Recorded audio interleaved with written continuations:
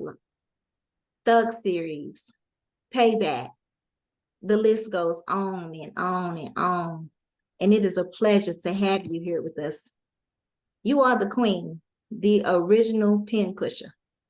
Thank you. What got you into writing? Well, what got me into writing, I was in Arizona. I had sat in Arizona for a year after I had took my case to trial and lost. And the judge sentenced me to 10 and a half years in federal prison. So after the sentencing, they moved me from Arizona. That's the state where I went to the court and the trial, had the trial and everything. So after they finished with the sentencing, they shipped me to my destination, which was Lexington, Kentucky Federal Prison Camp, so that I can start serving my time. Now, after I got there, you know, after you had to get situated, it's mandatory that everybody in the federal system have a job.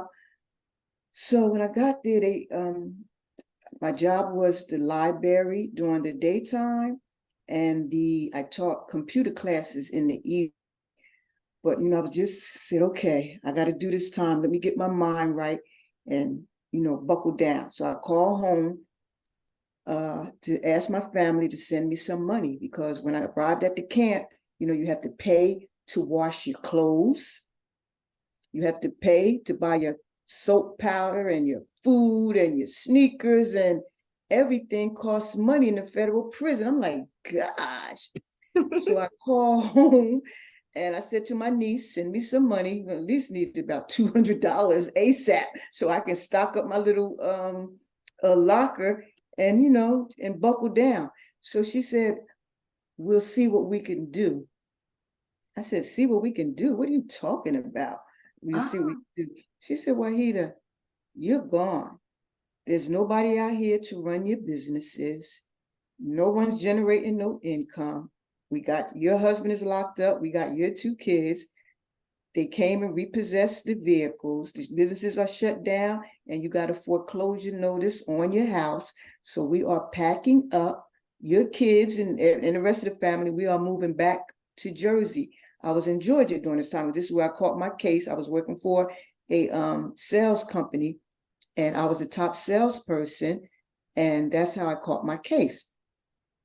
So I hung up the phone. I'm like, oh my gosh, no money? What the heck I'm gonna do? I'm used to being a provider, taking care of my husband, taking care of the kids, taking care of the family.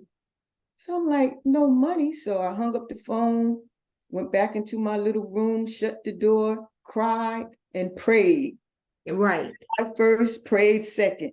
I said, you know, Lord, how am I going to do this? Help me get through this. I need money right now.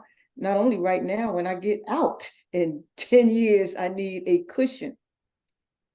So shortly after that prayer, I'm in the library. I opened it up at 8 o'clock in the morning. The women on the campus, they usually worked outside of the campus. They went to the VA hospital. So I usually would be down there by myself, or to be a couple of people in there. So this particular morning, I had picked up a Vibe magazine or a Source. I still don't remember what magazine was it to this day, but there was a picture, a little sidebar. It was a small picture of this bald-headed brother named Shannon Holmes, and he had written, "Be more careful." So I'm like, wow, this dude is in prison and he wrote a book. So I'm sitting in prison. That was amazing to me. It's like he's a hood celebrity. You know, they got him in Vibe. You know, during that time, the hip hop magazines was on. They was, you know, golden. So I had just made the prayer to show me how I'm going to survive and make some money. So I said, wow, this dude is in prison and he wrote a book. So I'm sitting at my desk in the library and I'm looking at all the books on the bookshelves. So then that's when I start visualizing my name on the spines, Wahida Clark, Wahida Clark. So I said, okay, he wrote a book in prison. That's what I'm gonna do. I'm gonna write me a book. And that was my revelation. And that's what made me start writing. That's an amazing story, because, you know, people think you got to go to journalism school, got to go get a communications degree. I got to do all these other things. I got to do a creative writing class. I got to do everything to be able to become a writer. And And you really just got to have the drive. you are absolutely correct, because people ask me, did you how did you know how to write? Did you I never planned on writing a book. I didn't know I can write a book. I just knew at that moment I needed to write a book. If Shannon Holmes wrote a book, Wahida Clark could write a book. And so my husband, he's also an author, but he doesn't write in my genre. His book is Uncle Yahya, 21st Century Man of Wisdom. And he has some other books, Knowledge of the Gods, Al Farad, Elijah Muhammad's New World Nation of Islam. So he writes the real stuff. So I wrote him, and he wrote me back. He said, if you want to write a book to make money, you can't do no self-help, spiritual stuff. You got to get the people what they want. Some Donald Goins, Iceberg Slim. I said, wow. So that, of course, there was Donald Goins and Iceberg Slim in the library. And I remember as a seventh grader, my mom had those books on her bookshelves above her headboard. So in the morning before I went to school, I used to sneak in there, and we used to grab Dope Fiend or Pimp, and I used to sneak it out. And me and my girlfriends in school, we would sit in study hall in the back and read in those books. So I said, okay. So that's I started just like that. And you see how Thugs and the Women Who Love Them open up with Snake the Pimp. That was my inspiration. Oh, wow. Wow. That's No writing inspiring. skills, That's no very writing skills at all. I just knew I had to write. But let me tell you how the universe works when you put it out there and with focus. So I said, I'm going to write this book. Shortly after I started writing, I was writing on yellow pages, handwritten legal papers, started writing. One of the ladies in the prison on the streets, her profession was literary agent. So she had asked the warden, could she give a creative writing course? So I didn't know the lady, but I saw on a sign-up sheet, attention, anybody want to sign up for this creative writing course? First come, first serve, sign up here. So I said, okay, because I'm writing the book, I can use some tips. So I signed up for her little writing class while I was writing, and hey, follow what she said, do. Graduated, got my little certificate from her little creative writing class. And that was it. I'm glad you said that, because what I want to point out is I didn't say that you don't need to continue educating yourself on how to write and craft and your, being able to craft your art and everything. I didn't say that. So yes, you do, but you don't need it to start writing. That's right. I didn't have nothing, hadn't even planned on you. You don't need it to start. Absolutely. And I had written several books and didn't even know what a protagonist and antagonist was. I didn't know. I just was writing. I said I had to write a good story, and that I was motivated on survival. Right. It was just good guy, bad guy, right? I know I gotta have a good guy. I know it's a bad guy. That's right. Antagonist and protagonist did not. That's right. That's right. How many books you have in your catalog today? Lucky 7 is number 27. Oh, wow. Listen, that Lucky 7 is number 27. Right. I That's think book you need 20. to play those numbers, huh? Yep, Lucky 7 is book number 27. Maybe Wow. I'll play that 727. I know that's right. I know that is right. How do you come up with your subjects? Are they real people, or they are? Like in the Thug series, I based on my 4 best friends in high school, me and my 3 best friends, because we ran as a little clique, the 4 of us. So I just based each character on us 4. So yeah, and the men in the stories is based on my husband and the men, that I grew up around. So they are based on real people, the characters. Is it a genre you've written in, Juanita, that you feel like I want to write in, but I haven't?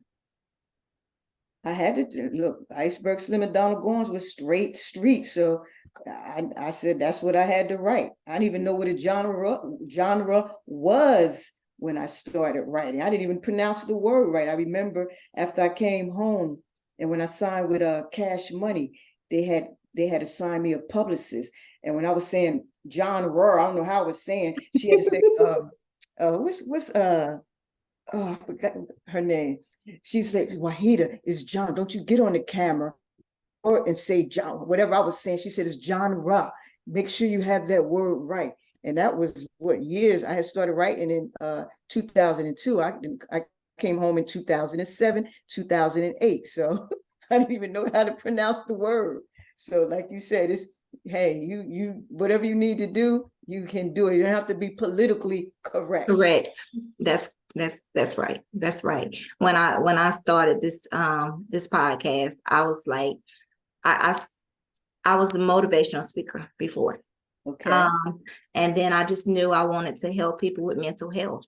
I knew I started a Mind Full of Battles, and I was like, I knew I want to help people that struggled with mental health, that deal with everyday problems, that felt like they needed to take themselves out because of everyday problems. And then I just was working at the mental health facility, and then I started doing like giving back to the community and women's empowerment and starting a sisterhood and all this other stuff. And then life happened. Life started lifing for me. And I was like, oh my God, I am 30 years old. Well, at the time I was 30. I was like, I'm 30 years old. My health has declined. I can't walk. I can't move. My legs, I'm in a wheelchair. Wow. And I'm like, at this time, I was an account manager at Coca-Cola. And I'm thinking, I got a business degree. I'm ready to live my life. And I can't move my legs. I can't walk. And my husband was like, just come off your job. Just come off your job. We'll figure it out. And in that year, he was given 3 raises in 1 year, 3 titles in 1 year. And I just like, thank God, like, I don't know how this was even gonna work. So the fast forward now, I don't even know how I got here. I don't even know how I got with authors. I just knew I used to write and I wrote poetry, and I just started with authors, and they just, me helping in the background became, this person, word of mouth, can you help me with this? Can you help me with this? And developmental editing. And can you help me with the character? Can you help me with the storyline? And I was like, oh, okay. And then I'm like, y'all need a different platform. And then here we go, between the pages. What a testimony. Amazing. So it ain't about where you started. That's right. Because although you started in prison, your success, like, to be 4 times, you're not 4 times. No. New York Times That's bestseller. crazy, ain't it? Yes. That's crazy. I remember because when I was in prison, I landed 2 publishing contracts, 2 major publishing contracts. The first one was with Kensington, but then my editor, she left and she said, Wahid, I'm going over to Hachette. So I said, well, if you're leaving, I got to go too, because she was my editor, and we was together, we was creating the hits. So that in prison, I had 2 major contracts, and in prison, during this time, it was somebody said took over for the 99 in 2000 for sure, Connie. Right. So during that time, remember the Essence magazine? Every month they would have that the bestsellers for the books. They had the hardback and the paperback. So it was something you could get on that Best Essence magazine bestsellers list. And I remember, I think my first one that hit it probably was Thug Matrimony. I don't know which one, but once I started hitting, it was staying on. I used to be so excited to be in the prison, the women's federal prison camp in Alderson, West Virginia, because I got kicked out of Lexington and they transferred me to Alderson. But that was just so dope, being in the Essence magazine. So I was hitting the Essence magazine bestsellers list, USA Today bestsellers list. Yes. There was some other ones that's not even around anymore. But my point was, my publicist at Kensington had said, girl, behind that wall, you sold more books behind that wall than we have people, out here in the free world. So I was like, wow. Wow. And the I wanted to have you on because listen, this younger generation, this younger generation still need to know who Juanita Clark is. Yes, They ma'am. still need to know your name Yes, ma'am. because And you haven't. Go go ahead. ahead. I'm sorry. Go ahead. The authors, every author says your name. Mm, mm, mm, mm. Every author said your name. I started with her book. That's God right there. That ain't me. That's That's God, miracle. right? That's miracle stuff right there. That's God. That ain't me. I'm just a humble servant. I see we got a brother in here, Teran Glover. That's Um, that's what's uh, up. Connie Easton said, I love that Thug Matrimony. Yes, that was my favorite book to write, Thug Matrimony. I had so much fun writing that book. But back to your point, what you were saying, wow, I forgot my point, but it'll come back. It'll come back. Well, that was one of my questions was what was your favorite book in your catalog? And it's Thug? Yeah, I had so much fun writing Thug Matrimony that I just had a ball writing that. On a typical day, how much time you spend writing? I'm a crammer. In prison, I had time. In Mhm. prison, my schedule was got up 4:45 to pray. Then after that, I would start writing. Mhm. And in Alderson, they had it's good. In Lexington, I worked I taught computer classes, so I could use the computer and the typewriters there.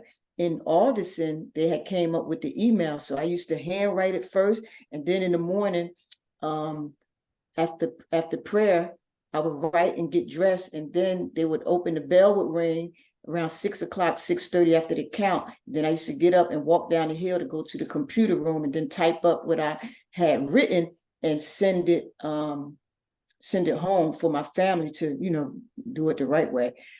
But once I came home from prison, that's why I tell everybody, if you're in prison and you want to write a book, knock it out, because when you get out here in the free world, you ain't going to do no writing because there's so much stuff going on.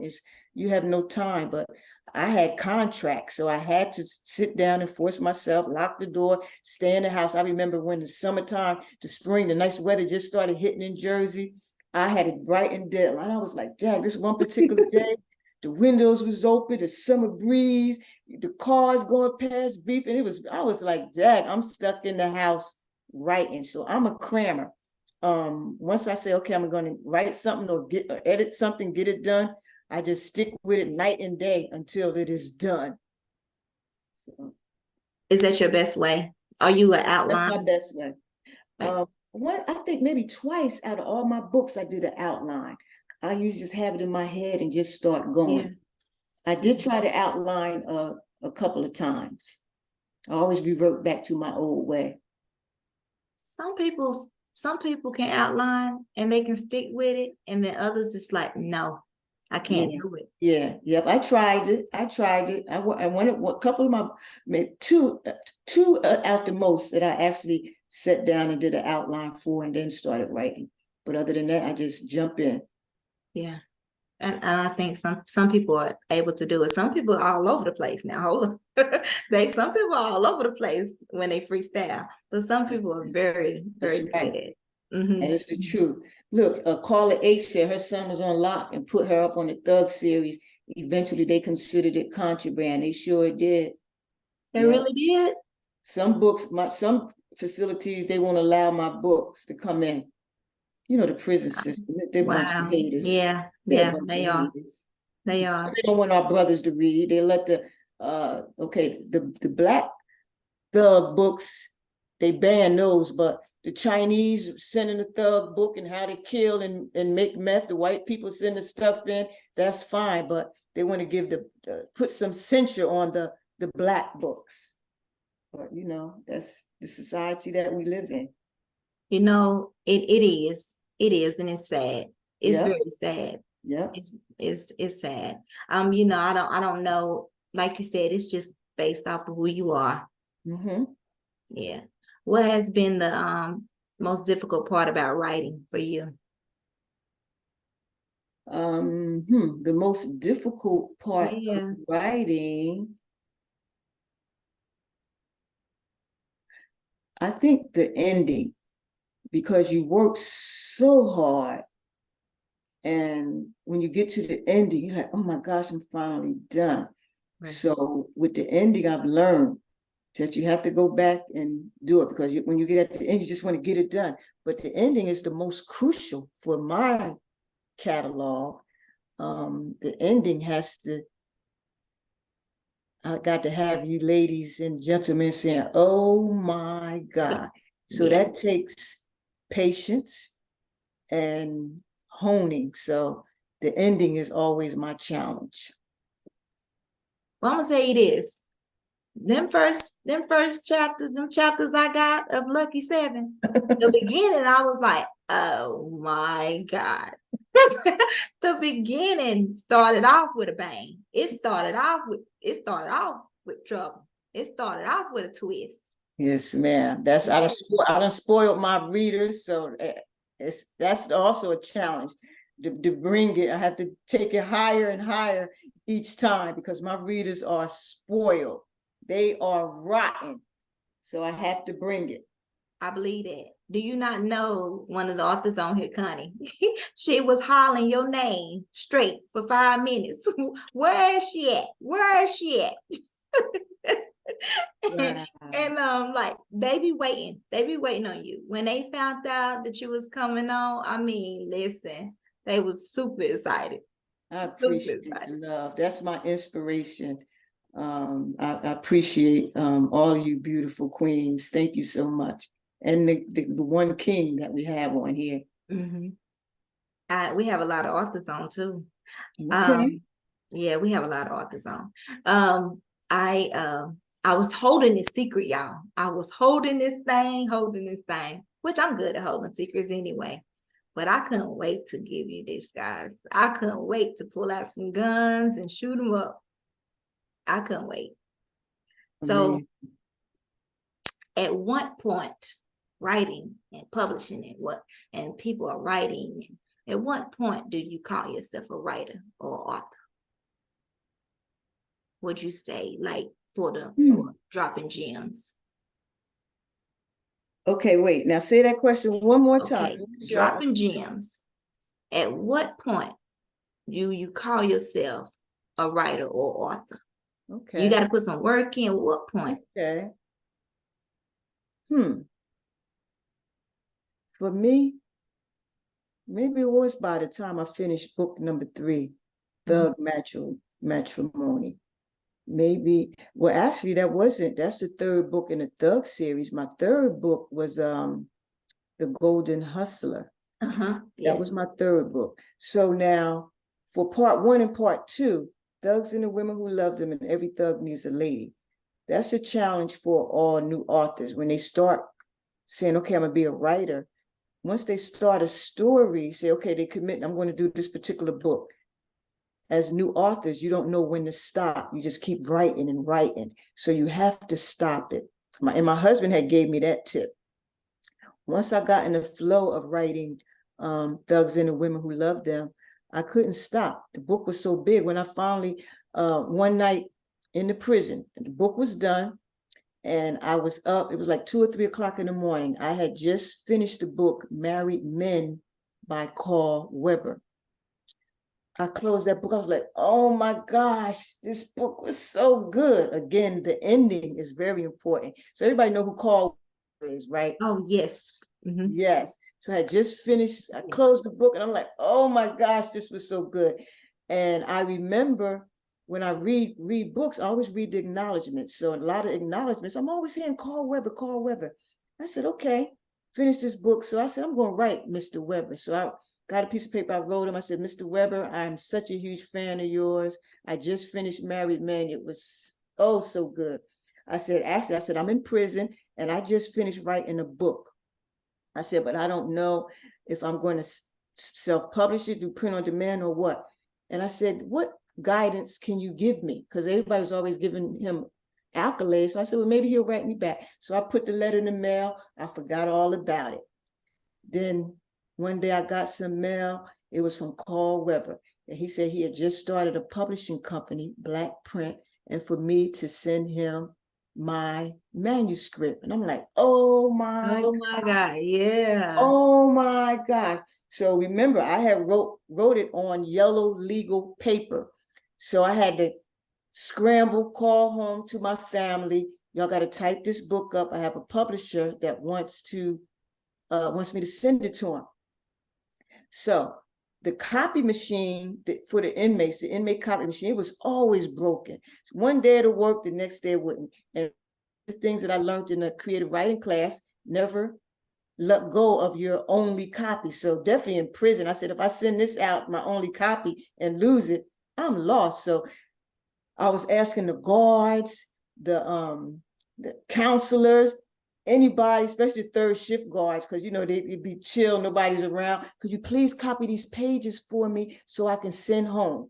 Please. So they would make the copies for me. Then I was sending the pages home, and they was typing it up so they can get it to Carl Weber. So finally got it all done. So after I read it, he sent a word to my family that said the book was too long. I have to cut it. I was like, cut it? You crazy. That book is too good. I ain't cutting nothing. So that's how I end up cutting it in half. Thugs and the Women Who Love Them, Part 1. Every Thug Needs a Lady, Part 2. So I'm the first one in the genre, in the street lit genre, to do a series. So that's how that happened. That's how I got Thugs Part 1, Thugs Part 2, and then I just kept adding on to now we're up to Lucky 7. Lucky 7. Lucky 7, guys. Listen. So when you talk about writing too much and when, so yeah. So that's how that happened.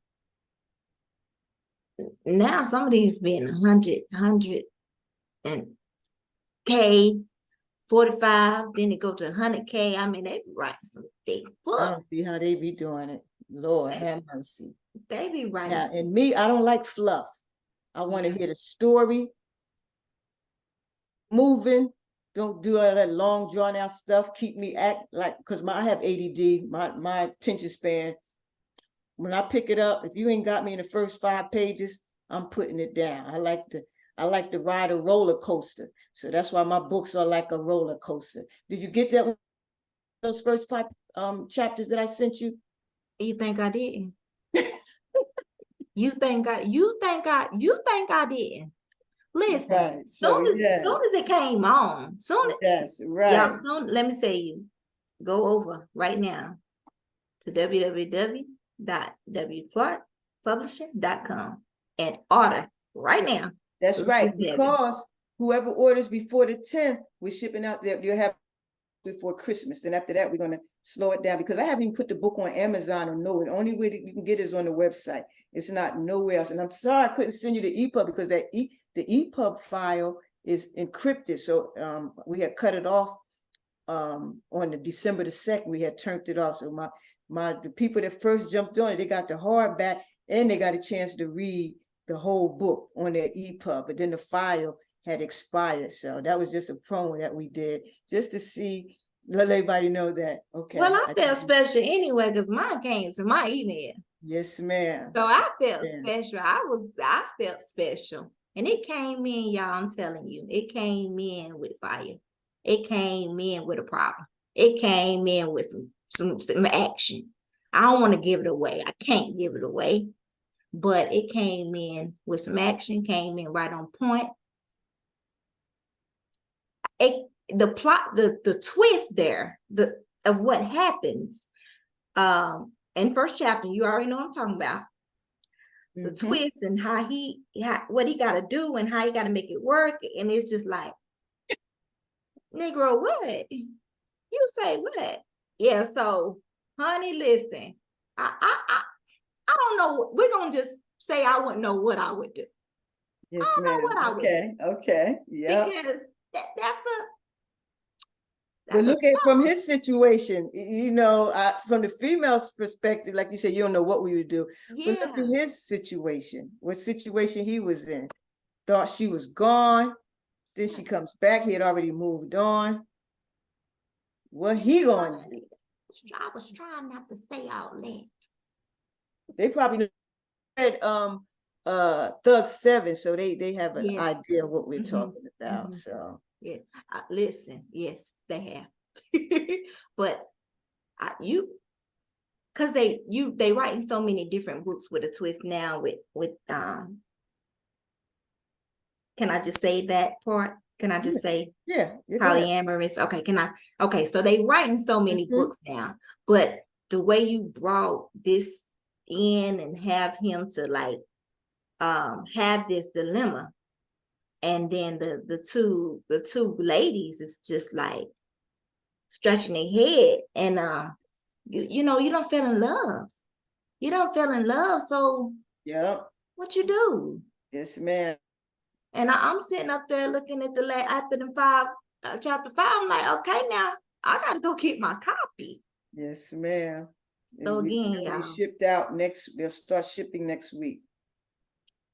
go over to www.wclarkpublishing.com and order Lucky 7 today. Yes, ma'am. Oh, are you ready for this? I'm ready. Everybody been asking me, are you gonna play the game? Are you gonna play the game? I am gonna play the game. I'm gonna play the game of this or that. Okay. All right.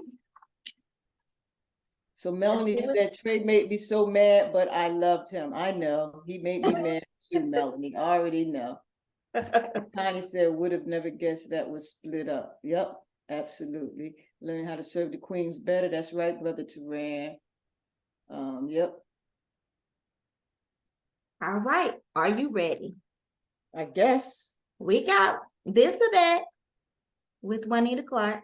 Let's go. Queen Pen or First Lady to the Game? This or that. Which one would you choose? Queen Pen.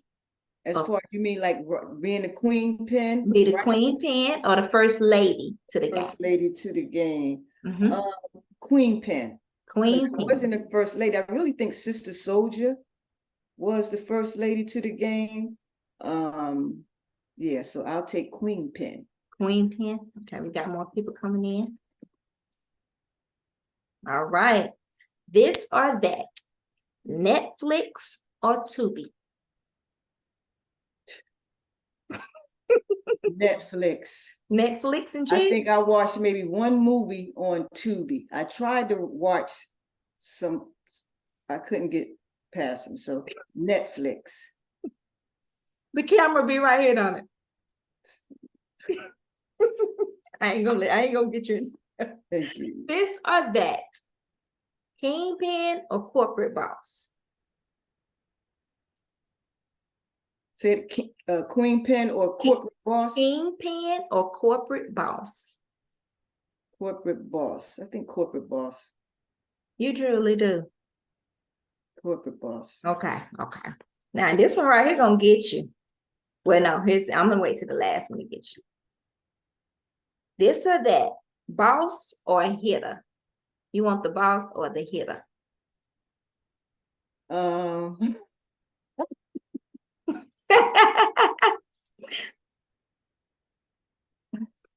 Wait.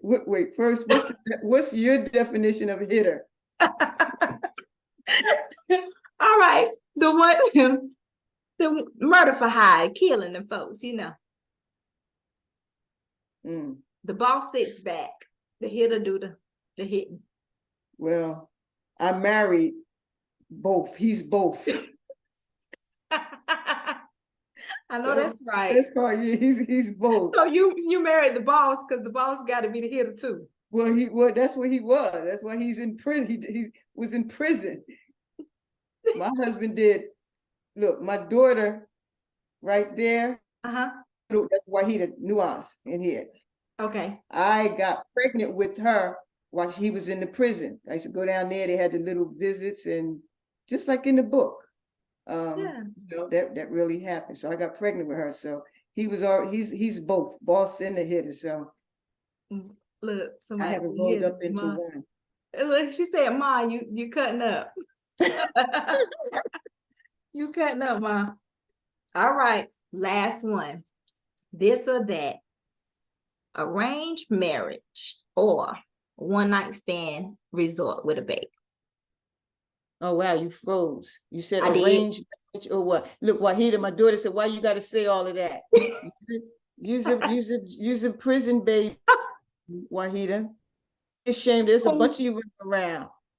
You know.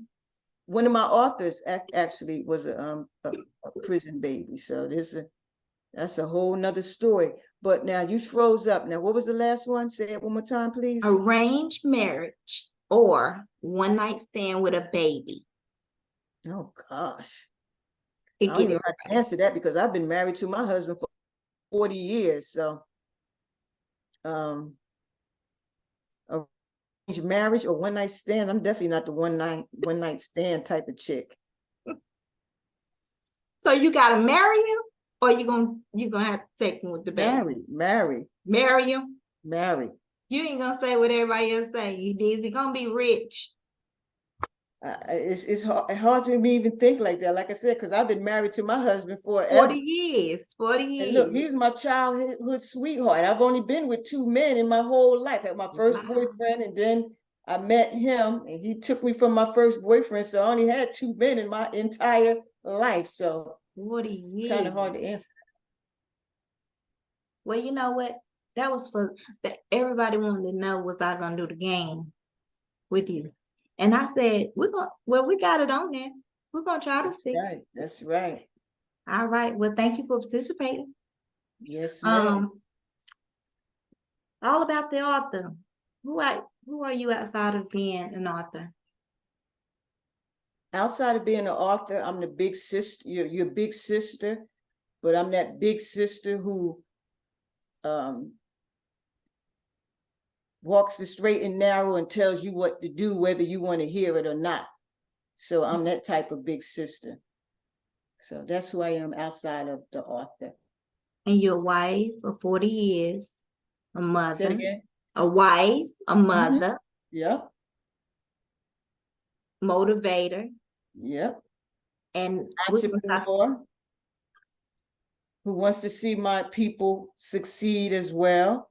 I like to see everybody eat and have success. That what drives me. But mainly the big sister, because it starts with the youngins, our youth. Everybody nowadays, what's the matter with these kids? Because the big mamas are no longer in the picture. Yeah. The big OG daddies, we have to get back to that because our young ones are coming up with no guidance. Somebody needs to say, look, y'all need to get it together. But we have to make the foundation, set up the place where we can get our kids in the right mindset and on the right path. So we got a lot of work to do. So we really do. We really do. I lost my mama on the 27th to be 2 years. And then over the course of a year, we've lost 2 years, we've lost 8 people between me and my husband, and like they've been close. So it's been very, very hard. And being the only girl, all the weight fell on me to kind of lead the family, put the event together, because I got all uncles. So with having uncles, the family goes like this. And it's been like one sad journey. And I just dived into reading,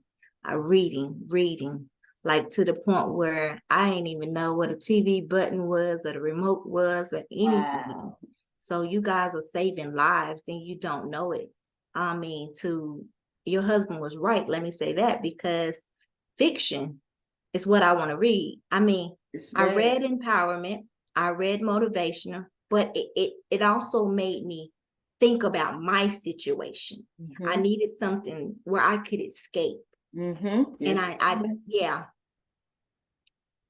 your books, along many others, has allowed us to escape. That is such a blessing. That's saving lives. That is such a blessing. Someone reached out to me today and asked me, they going through depression and what should they do? And I'm an empath. So a lot of times that falls on you, you know what I mean? Because you feel for that person. So that falls on you, the weight falls on you, and they leave you with more than what they think. You know what I mean? They think you done gave some advice, but they done left you with something to think about, some more problems to kind of pray for them, hoping the best for them, wondering where they at. And I told them, read, go pick up some books, read. And look, you're saying that from someone being on the outside in the free world's perspective. Imagine the brothers and sisters on lockdown. The books, oh my gosh. The letters that I get, and when people come home, especially the men, wow, Queen, your book got me through my time. One of my new authors, MC Shaky, he said he used to rent my books, also pimp them out.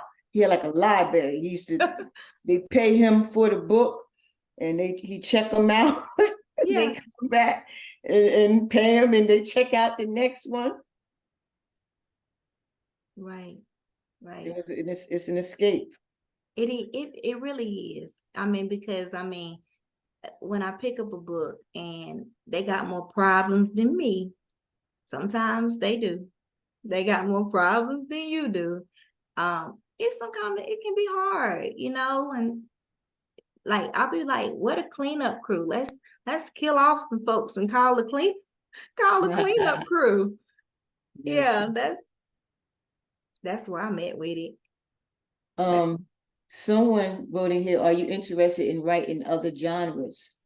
Out of the 27 books that I've written, I got a couple of how to write books, and I did do a couple of sci-fi. I played around with that. I did one on Zane's Lane, erotica, street lit. I did one with that. That's Don't Mess with the Quiet Chick. I tried that.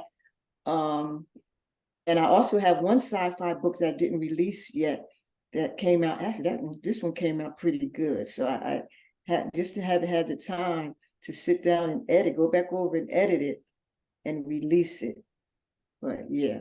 So yes, other genres, of course, right. During COVID, that's when I started playing around with other stuff when that lockdown period. Mm-hmm. You think you would ever do paranormal? I don't know. We'll see what happens. You need a thug in paranormal. My daughter, Wahida, she wrote a book called Blood Heist. It's a vampire paranormal book. The Thug Brothers.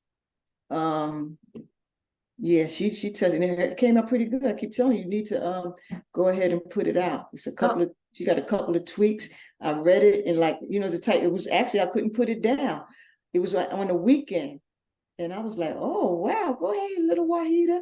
It was maybe about 2 tweaks that she needs to do, and I think she needs to release it. But it is a paranormal thug book. The vampires it's called Blood Heist because they're robbing banks, but they're looking for this blood to save their lineage. Oh, definitely put that out. Put it down. Lil Wahida, yes, definitely put that out. Yeah, definitely. I've been cheating, and it's been done for a couple of years now. I tell her, and look, she even did a deck for it for the movie because that's how good it is. That's all right there. That's all right. You ain't what people would think success looks like. But how has your journey to success been? You thinking that you have to have the 2-parent home, you have to go to the college and the schools, you got, so that's what I mean. Not the typical look of what success looks like. Success, being an entrepreneur, number one, is ups and downs, ups and downs, ups and downs. So, and you're always evolving, you're always learning. It never stops. So I say that to say that I haven't reached my peak yet. Success for me is when I bring all my close family with me. Everyone is living good, and then the community, making a big difference in the community. When I say big difference, one that people be like, okay, wow, we have to model that. So my work isn't done yet. My work isn't done yet. That's all right. That is all right. You know, to be a part of, you being able to say, yeah, I come on, I come on.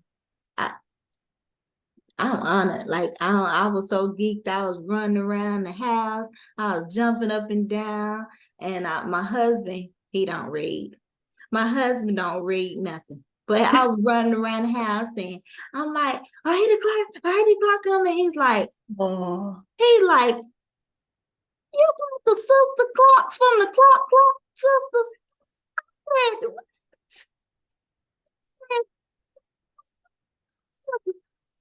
wow. I got the clock sisters. That is funny. Yes, he all about gospel music. So he's thinking I'm going just I'm like, he was like, oh, I'm like, you don't know nothing about the literary world, baby. Ain't that This ain't something? your lane. This is not your lane. No, I'm going crazy because we have Wahida clock. And you talking about the clock sisters. That is amazing. I am humbled. I am Yes. humbled. Yes, I'm telling you. Um, to authors that has faced challenges and they let reviews. I mean, I have some authors that'll call me and be like, one person said this and they don't like my book, and and they just go crazy because that What did one they person, say? I didn't hear you. You froze out. You said what? That they say they don't like people don't like their book? yeah, like one review, maybe like they didn't like their book, or Okay. they'll go crazy because one person or two people done said something about their book. What do you say when people are coming at you about your book, or coming at you because they don't like something? What would you tell another author? Well, number one, you have to be tough. You have to thicken up that skin. And you also have to think that sometimes people say things when they're not in a good space and then they regret it afterwards. Sometimes people say stuff intentionally to get you off your square. This ain't for the meek. You just have to be strong. Okay, look at the review, fix it. Because when I did Thug 7, that was like, oh, Wahida, you stuff unanswered. And my editor, oh man, she went through that book, and this particular editor, actually, when I do my acknowledgments for this, I do got to do that. I got to thank her. What's her name? Amalika. Amalika. Because I like to work with about 4 or 5 editors. 4 or 5 editors. And that was I had learned that from Coldest Winter Ever. Because when you read Coldest Winter Ever, I mean, that's a book you can read you can read over and over again. It's just that good. So the key was editor. She didn't just use one editor and did the story. Editing, editing, editing. So Emalika, one of my authors who I had hired her to do her book, she was like, no one in the industry is like her. She just go overboard. But you have to be able to take that. If you can use it and apply it, it's magic. You can make your work that much better. So the negative reviews, the negative stuff from the editor, you have to just flip it and turn it into a positive, and you have to be strong. You have to be strong. It's not for the weak. Nope. No. Nope. I told her, I said, I tell you, like, how do you think a movie first started? By writing it down. Mm-hmm. Play, writing it down. Mm-hmm. Everything is written first. That's right. And as long as you know you put the work into the story, you went through the editing phases over and over again, and Eric Jerome Dickey, rest in peace.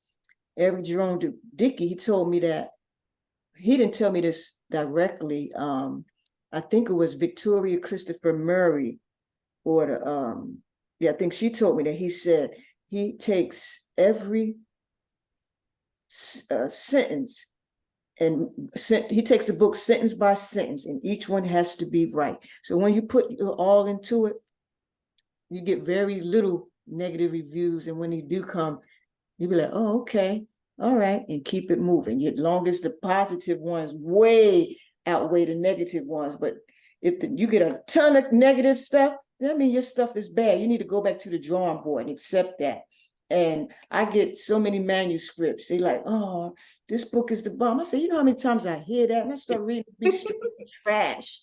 You have to be able to take the constructive criticism and to have a bestseller that people want to keep reading and put out by word of mouth. You have to put the work into that book. You can't just do it one draft and it's done. You have to make sure it is tight, airtight. Yeah, I agree. And that multiple editing that you mentioned is, Yeah, I mean, because you may have somebody that's good at the line and editing, the that's right. mental editing. And you need Right. definitely the proofreading at the end. That's So right. it's stages to that, but you got to be in a place where you wanted to invest in yourself. A Yes, lot of you people get just tired. That's right. It's a hard process. You're like, even myself, I was like, oh my gosh, if I have to read this book one more time, but you you got to know, put the work in. I may read a book about 5 or 6 times, but you know, I want to make, I'm in the background, so I love playing the background. Let's first say that I love it, because to be able to see that author evolve, or that person, it don't have to be an author, that person evolve, or to go from the charts. I watch the charts. I sometimes I tell them, like, don't even look at the charts. Don't even look at the reviews. I will go look at the reviews. I will take what's constructive, and I will use that, because what's destructive gonna throw you off your game, and you have to have a good headspace. That's right. That's right. And that's speaking of good headspace. Like my peers, was locked up, I would read their books. But when I came home, I didn't even read their books because I didn't want their storylines. Like Ashley, look, I never read nothing by Ashley and Jaquavis. Nothing. Because I didn't want, because they're so dope, I didn't want my storylines to be in comparison, so no, I haven't even read my peers' books since I've been home. Really? Yep. Now, when you do read, what do you read? Oh gosh, I got so many business books on the shelf. No business. But if I can steal some time to read a fiction book, I will. Remember, I have a publishing company, so I have to read the manuscripts that come in. My time is dealt on those, and I get a bunch of emails. People like, can you read my book? I don't have time to read the stuff that we get ready to put out. So let alone an outsider's book. One of the books that we published, Diary of a Pimp's Wife, with Karen Joy and Mr. Cheeks. Karen Joy, she reached out to my secretary. She said, I really need Wahida to read this book. I said, Tashiana, tell her I don't have the time. So she kept on. I said, okay, if I have to take my time, I said, tell her $2,500. I'll read her book and give her a full critique. Man, she sent that money over so fast. But then when I started reading, I was like, oh, snap. I end up publishing the book because I was like, I like this method. You got work to do on it, but we can do something with this. So I end up publishing the system. Diary of a Pimp's Wife. You have to read that. Let's talk about Juanita Clark's innovative publishing company. How it got started. The publishing company, okay, once my book started circulating in the prison houses and the word of mouth started going, people started being addicted and have to read Wahida Clark books. I was on all the bestsellers list. Other inmates, they was inspired. It was like, if this chick can do it, I can do it. So they started sending me manuscripts while I'm in prison, fan mail, manuscripts, so much to the point where I got called down to the lieutenant's office and I got charged with running a business while I was in prison. But my prison address, I would put it in the books because, in jail, you want to get mail. Yeah. So in the end of the book, I'm in, this is send me, if you like the book, send me a letter So they were sending me letters that they read the book, and then but also with those letters, I was getting manuscripts. I remember one time they called me down to the office. They had the manuscripts sitting there, book contracts. They said, Miss Clark, you can't run a business while you're here in the prison. And I got in trouble. I got put in the hole for that twice. Yeah. Yep. Wow. So people once they saw that I did it, they was inspired. So that they started, a lot of inmates started writing books. It was already in you. I guess so, right? Yeah, it was already in you. That's how I started already the destined. publishing company. And then when Martha Stewart came to Alderson, right before she was going home, I said, Martha, look at my business plan before you leave for my publishing company. It was a short business plan, but nevertheless, it was a business plan. And, right. You got to have a plan. So, yeah. That's right. Listen, you turning politicians, practitioners, lawyers, doctors into authors in 30 days. Let me hear about it. Okay, so people always still how they can be a part of the publishing company. That especially after COVID, and for our genre, the street lit genre, to me it changed. It to me it leveled off, because the same old stories. And I want to ask, so the stories that are out now, what more can we do? It's still a bunch of books out, street lit books, at least I think they are, and we still telling the same stories. You want to know the truth? Yes, please. You have certain authors that are able to still mastermind and be able to give different plots. Okay. And then you have some that stick to the same strip. And I guess they have mastered how to do something, and they just tell the same story over and over and over again. So reading wise, maybe, yeah. Wow. So to me, it feels like the genre has been tapped out. Saturated. Yes, oversaturated. So we don't publish those type books anymore, unless, like Karen Joy did, you have come to be a part of our team with some fiction.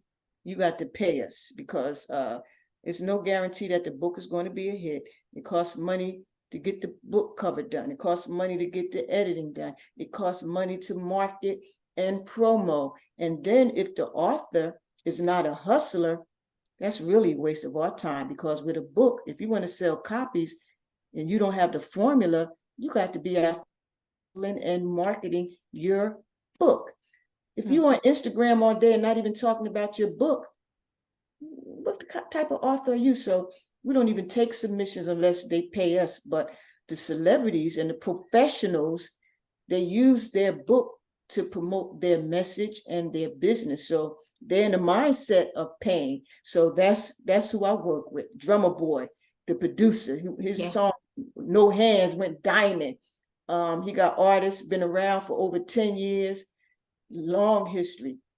A businessman, he understands that your book is the business. We just met with an NBA star yesterday, so we get ready to do his book. So I like with the professionals, because they understand that the book is a business, and they not just writing the book just to write it. They're writing it with a purpose. So that's what we like. What about untold stories? So what about behind the music industry and things like that? Mm-hmm. So I get artists coming to me. Okay. We're ready to put out Easy Mo beat. He did the beat. He's a producer. He did Flavor in Your Ear beat. He did beats for everybody in the industry. So so his story, because I find people interesting. Everybody is unique. Everybody has their own story. Right. And I like pulling that out. Especially my fun part is pulling out people with messages and people that's on a mission. That's so interesting to me. And most of them don't even know how to put that in the book form. But that's my superpower. Yeah. We gotta talk about them superpowers off strip. We gotta talk about them superpowers. Yes, ma'am. Yes, yes, yes, yes. Um, what do the readers have to look forward to? So we have Lucky 7. Mm-hmm. Wahida Clark, You going back in? you You going back in mega. the lab after Lucky 7? I don't know. I always listen to the audience, my readers. When they, and that's another reason why I dusted Thug 7, because Thug 7, when I finished it and I took Fahim through that mental health crisis. Did you read Thug 7? I haven't read Third 7 Okay, yet. so Thug 7, wow. Thug 7, Fahim, who is, everybody loved Fahim, he went through a mental health crisis. And I everybody definitely was like, need to do that then. so half of the fans was like, Wahida, why did you do that to him? They was furious with me. And the other half was like, wow, thank you for doing that, because I've experienced that. And then they telling me their stories. So it was split down the middle. So for those that was so angry, I had to bring Fahim, the old Fahim, back. And that's what you have there in Lucky 7. So I listened to the audience. After they say, after Lucky 7, they're like, okay, you're going to have to do an 8. Maybe I will. But if they say, yeah, Wahida, put it to rest, that's fine. I like the market to tell me what to do. I like that. I like that because I mean, you've been in the game a long time, so people like, well, maybe she's just doing the publishing thing, but you writing too. You in the lab too. Mm-hmm. Yes, ma'am. Yep. And I have manuscripts that's on the shelf that I haven't even I have to dust off. And that's what Lucky 7, they kept saying, because see, I messed up and I did that. I said, okay, let me do a test to see these new readers, these youngins, how would they take to Thugs Part 1, Thugs and Women Who Love Them, Every Thug Needs a Lady. So I said, okay, 2 books. You can read you pay $1 for Thugs and the Women Who Love Them, and you can read Every Thug Needs a Lady for free. So I did an email blast, did the promo, and my fans was like, Wahida, we need another book. And then they started bringing up Thug 7. So I said, oh snap. So that's why I had to go back and pull. I had Lucky 7 was already on the shelf. I just had to pull it out. It was already edited, and I had to go through and do the edit. So my fans was like, we need something, what you're going to do. So that's what made me do Lucky 7. And like I had to do that in like 2 weeks. Should authors listen to the fans? Yeah, because you're writing for the fans. You ain't What I writing for mean by yourself. that, no, not everything. What I mean by that, sometimes they be like, I want to bring this family back. And this family back over, and like, you know what I mean? And then somebody else may jump into their inbox and be like, well, we didn't hear from the cousin, what do you say to that? You have to go with your gut, and it's a test. You have to test. Now, and speaking of the fan, we want to hear from such and such. One of my readers, she just did a whole book on one of my characters, Omar, from the think part 2 and part 3. She did a whole book of fan fiction. I just read it. We're going to put it out. I have to get it published. But yeah, so you have to you have to be in tune with your market. Yeah. So you have to, know how to follow your gut and use your gut instinct. Sometimes it's a trend thing, they some people follow the trend, and some people don't. It all depends. You have to know what works for you. That's, again, you have to be your own person. You have to know your audience. I know my audience. You have to know your audience. Let the readers know, or the viewers know, how can they find some of your books? wclarkpublishing.com, all of my books. wclarkpublishing.com, or even go on Amazon, just type in Wahida Clark, they all will pop up. But definitely the website, wclarkpublishing.com. Are you planning on bringing Lucky 7 over to Amazon? Lucky 7, I didn't hear you. Are you planning on bringing Lucky 7 over to Amazon? Yeah, I probably will. Like, I think I gave it a date of June, maybe March for the hardback, and maybe June for the paperback, something like that. Yeah, this was just an experiment, just to have everybody go to the website. You know, in business, you have to test different things. So Yeah. the Marketing. fans they were happy. They were so happy to read it. They were happy. So I happy. was too. They Oh, were so happy. I went over to the website myself. They were so happy. I done went over to the website myself. Yes. Look, not just looking for Lucky 7. A couple of things I was just going through, like, okay, I need Excuse that. me, I can't really hear properly.